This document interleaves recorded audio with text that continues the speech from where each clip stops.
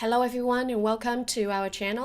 Chào mừng các bạn đến với kênh YouTube của bọn mình. Mình là Hiếu Ngô đến từ Uspeak English. Hôm nay chúng ta sẽ đến với một video mà mình nghĩ nó sẽ là một nguồn tài liệu rất là phù hợp cho những người đi du lịch nước ngoài. Nói chung là mấy bạn đi xuất ngoại á, là mấy bạn nhất định sẽ cần những cái câu này. Tại vì mình thấy rất nhiều người Việt của chúng ta khi bước qua cửa hải quan, người ta hỏi đó là mấy bạn đi đâu với mục đích gì. Thậm chí đó là mình không biết trả lời như thế nào luôn. Nên hôm nay mình sẽ hướng dẫn cho mấy bạn tổng cộng đó là tầm 16 cái mẫu câu để giúp cho mấy bạn có thể trả lời được. Hoặc là những cái câu hỏi mà người ta sẽ hỏi mấy bạn là cái gì, để mấy bạn có thể nghe ra được, để mấy bạn có thể respond, trả lời lại người ta, hỏi đáp tại cửa hải quan khi ra máy bay. Ok, are you ready? Rồi, nếu mấy bạn sẵn sàng rồi thì chúng ta sẽ đến ngay với câu đầu tiên.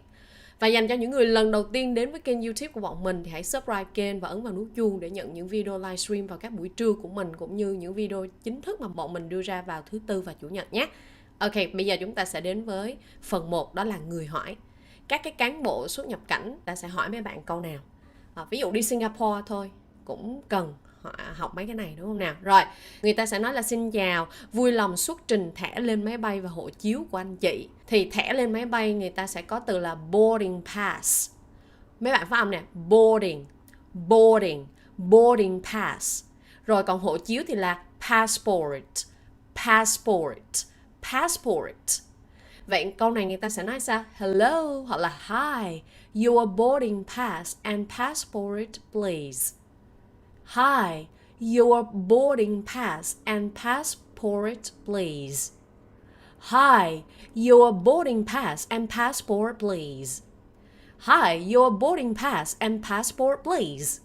Một lần nữa nha. Hi, your boarding pass and passport please. Khi người ta nói câu này mấy bạn, có nghĩa là người ta muốn mấy bạn xuất trình giấy tờ bao gồm thẻ lên máy bay và hộ chiếu. Ok, bây giờ tới câu số 2 nha.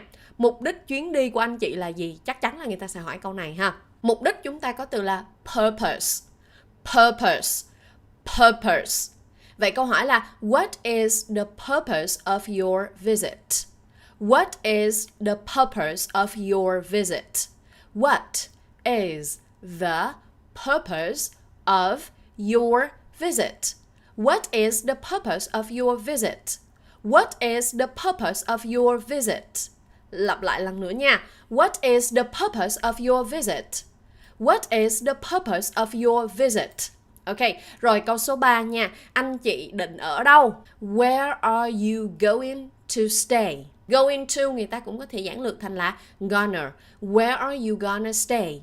Where are you gonna stay? Where are you gonna stay? Where are you going to stay? Where are you going to stay? Where are you going to stay? Or where are you gonna stay? Where are you going to stay? Câu số 4 nha. Có bao nhiêu người đi cùng với anh chị? Người ta sẽ hỏi những người đi cùng là bao nhiêu người. How many people are you traveling with? Anh chị đi du lịch với bao nhiêu người? How many? Chúng ta sẽ bắt đầu bằng hỏi bao nhiêu người, đúng không? How many people? How many people are you traveling with? Chúng ta dùng hiện tại tiếp diễn ở đây.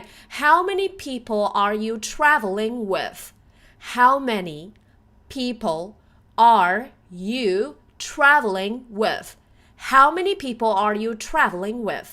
How many people are you traveling with? Anh chị đi với bao nhiêu người? Số 5. Chúc anh chị thượng lộ bình an. Người ta trả lại hộ chiếu, người ta bảo là chúc anh chị thượng lộ bình an thì là have a safe trip. Have a safe trip. Have a safe trip. Nối âm này, have a. Have a safe trip. Have a safe trip. Have a safe trip. Have a safe trip.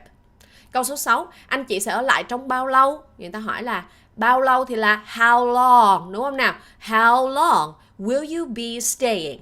Sẽ ở lại trong bao lâu? Tương lai tiếp diễn. How long will you be staying? How long will you be staying? How long will you be staying? How long will you be staying? Ok, câu số 7. Anh chị đã bao giờ đến đây chưa? Chúng ta dùng hiện tại hoàn thành ha. Have you ever been here before? Have you ever been here before? Have you ever been here before? Have you ever been here before? Have you ever been here before? Have you ever been here before? Anh chị đã bao giờ ở đây chưa? Đến đây chưa ha? Have you ever been here before? Câu số 8. Đây có phải là lần đầu tiên anh chị đến đây không? Is this your first time? Lần đầu tiên là first time. First time. First time. Visiting here. Is this your first time visiting here? Rồi phát âm nào. Is this your first time visiting here? Is this your first time visiting here? Is this your first time visiting here? Is this your first time visiting here? Câu số 9. Anh chị đi một mình ư? Are you traveling alone? Anh chị đi du lịch một mình à? Are you traveling alone? Are you traveling alone? Are you traveling alone? Rồi, vậy thì chúng ta vừa đến với 9 câu hỏi mà thông thường là các cán bộ xuất nhập cảnh á, ở cái cửa hải quan người ta sẽ hỏi mấy bạn. Chúng ta cùng điểm qua lại nè. Câu số 1. Xin chào, vui lòng xuất trình thẻ lên máy bay và hộ chiếu của anh chị. Hi, or hello, or good morning, or good afternoon. Your boarding pass and passport, please. Câu số 2. Mục đích chuyến đi này của anh chị là gì? What is the purpose of your visit? What is the purpose of your visit? Câu số 3. Anh chị định ở đâu? Where are you gonna stay? Where are you gonna stay? Câu số 4. Có bao nhiêu người đi cùng với anh chị? How many people are you traveling with? How many people are you traveling with? Câu số 5. Chúc anh chị thượng lộ bình an nhé. Have a safe trip. Have a safe trip. Anh chị sẽ ở lại đây trong bao lâu? How long will you be staying? How long will you be staying? Câu số 7. Anh chị đã bao giờ đến đây chưa? Have you ever been here before? Have you ever been here before? Câu số 8. Đây có phải là lần đầu tiên của anh chị đến đây không? Is this your first time visiting here? Is this your first time visiting here? Anh chị đi du lịch một mình à? Are you traveling alone? Are you traveling alone? Và sau đó bây giờ mình sẽ hướng dẫn các bạn qua phần 2. Đó là phần mà các bạn sẽ trả lời lại các cái cán bộ hải quan này như thế nào. Câu số 10. Tôi đi công tác. I am on a business trip. I'm on a business trip. Rồi phát âm nào. I'm on a business trip. I'm on a business trip. I'm on a business trip. I'm on a business trip. I'm on a business trip. Câu 11. Tôi sẽ ở khách sạn ABC nào đó trong vòng 5 ngày ở đây. Mình có thể lấy một tên khách sạn ABC nào đó. I'm here for 5 days. Tức là tôi ở đây 5 ngày. I'm here, tôi ở đây. I'm here for 5 days at the ABC Hotel. Rồi, phát âm lại nào. I am here for 5 days at the ABC Hotel. I'm here for 5 days at ABC Hotel. Để trả lời cho câu nào mấy bạn? Đó là anh chị sẽ ở đâu, đúng không? Còn cái câu mà tôi đi công tác thì người ta sẽ hỏi gì? What is the purpose? Tức là mục đích của các anh chị đến đây để làm gì? I'm on a business trip. Nhưng mà cái câu mà tôi sẽ ở khách sạn nào đó trong vòng 5 ngày thì ở bao lâu và ở đâu, đúng không? Là I'm here for 5 days at the ABC Hotel. Được chưa? Rồi, câu số 12. Tôi sẽ ở New York trong vòng 1 tuần. I will be in New York for a week. I will be in New York for a week. I will be in New York for a week. I'll be in New York for a week. I'll be in New York for a week. Một khoảng thời gian thì chúng ta sử dụng là for a week. Được chưa? I'll be in New York for a week. Câu 13. Tôi ở đây cùng với 2 đồng nghiệp của mình. Tức là anh chị đi với ai? Người ta hỏi là anh chị đi với những người nào đó. Thì chúng ta sẽ có từ gì? I'm here with 2 of my colleagues. Colleagues là co-workers là đồng nghiệp. I'm here with với 2 với 2 người. With 2 of my colleagues. I'm here with 2 of my colleagues. I'm here with 2 of my colleagues. Câu 14. Tôi không có gì để khai báo cả.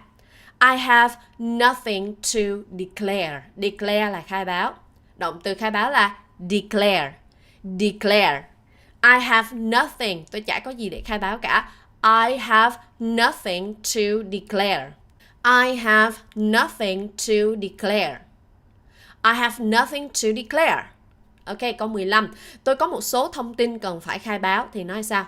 I have things to declare. I have things to declare. I have things to declare. I have things to declare. I have things to declare. Và câu 16, đây là lần đầu tiên tôi đến đây thì mình nói sao? First time. This is my first time. This is my first time. This is my first time. Đây là lần đầu tiên của tôi. This is my first time. Người ta hỏi đó là đây có phải là lần đầu tiên của anh chị tới đây không? Đó ha. This is my first time. Nhưng nếu là lần thứ hai rồi thì mọi người sẽ nói sao? This is my second time. This is my second time.